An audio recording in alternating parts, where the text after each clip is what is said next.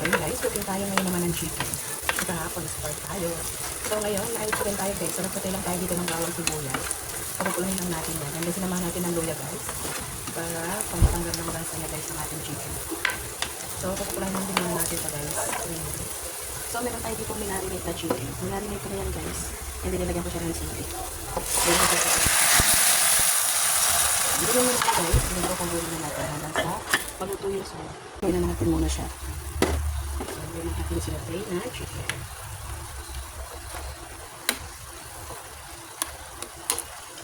Pero guys, okay na naman yung suka niya. Kaya pwede natin siyang taluin.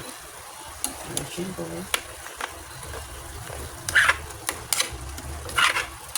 Ito pa rin muna natin guys bago natin lagyan na water.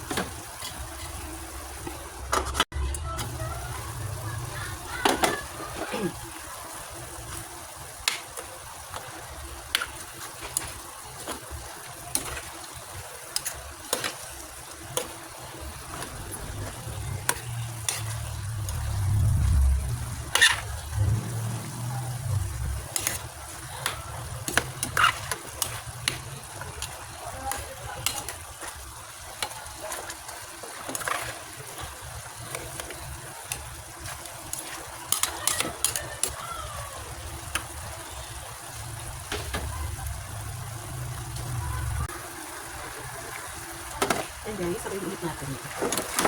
Kasi yung lang yung sauce mo guys. Pwede natin nilagyan na another na water. Para maluto natin maluto ang ating chicken guys. So, pasensya nyo na guys. Maingay talaga sa labas. Siyempre, may mga kapitbahay tayo. Hindi naman natin nila sabi. Medyo maingay. So, pagpasensya nyo na po mga minaswa. Hinamihan ko yung water guys kasi palalambutin na natin.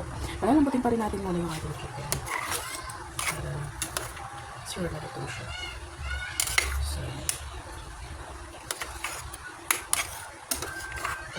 siyempre, para malayo tayo sa lamang sakit. So, kailangan natin lutuin mabuti guys. Kaya yan, cover muna natin ulit. Siyempre, yung chicken, yung ating ano guys, yung egg, ayan, kukunin na natin. Kasama natin yan sa adobo. Siyempre, alam niyo naman, para mas tipid, alam niyo ang mahal-mahal na gasol. So, isinabay na natin siya sa ating rice. So, hinugasan rin naman natin ito guys, kaya okay lang. Hinugasan natin yung ating egg bago natin sinama sa sinain. Nakatipid na tayo sa ating pagluluto. And then, syempre, babalatan na natin ito guys. Medyo mainit na siya guys.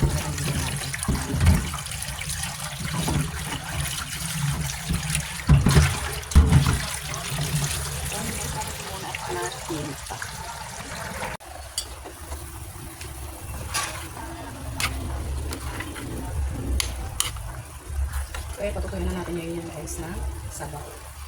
Gusto natin yan medyo malapot. So, cover muna natin guys. Pero tama na yung hina ng ating apoy. Yan. And then, binalatan ko na yung egg guys. Hindi ko na naipakita sa inyo. Nabalatan ko na siya. So, medyo nakalimutan. Hindi ko na napakita sa inyo. So, mamaya natin yung ilalagay guys. Kahit matapos na tayo maluto yung ating chicken. So, yun guys, ang ating onion. Ayan. Ayan. So, kalikin natin ang pangkalapit.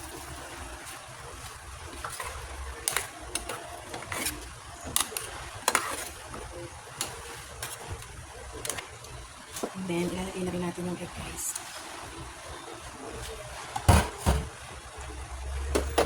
So, ilagay ko muna.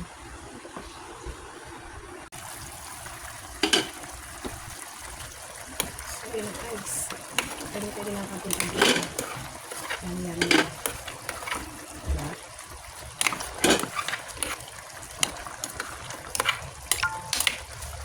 Okay na yan guys. Ang ating adobo. Thank you.